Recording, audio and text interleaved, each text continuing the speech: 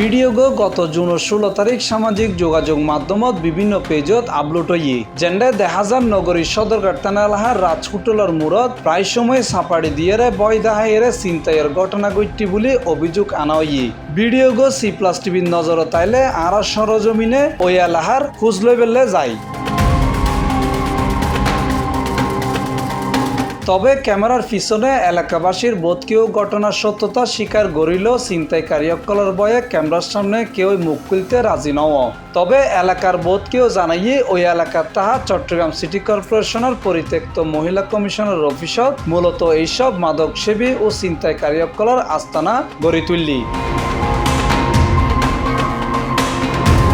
স্থানীয় কলার হাসতন এই তথ্য ফাইরে সি প্লাস টিভি টিম ছুটি যায় সদরঘাট থানায়। জানা গিয়ে ছিনতাইয়ের এইসব ঘটনা লইরে বেশ কিছুদিন ধরে হাজগড়ের সদরঘাট থানার পুলিশ এবং সন্দেহজনক দুই যুবকের 17 জন আটক করেছে তারা।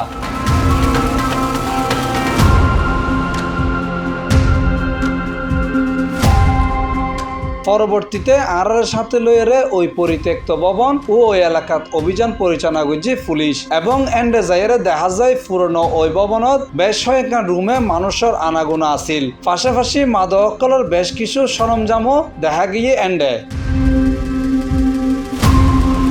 এই বিষয়ে জানতে চাইলে সদরঘাট থানার অফিসার ইনচার্জ সি প্লাস টিভির হয় আমরা তৎপর আমরা যে কোনো আইন শৃঙ্খলা রক্ষার্থে যে কোনো অপতৎপরতা রোধে সবসময় আমরা তৎপর। পুলিশের এলে তাৎক্ষণিক তৎপরতা দেখে খুশি এলাকার মানুষ। তারা হইয়ে এভাবে পুলিশ এগিয়ে আইলে নগর জুড়ে অপরাধ অধিকাংশে কমিয়ে আইব।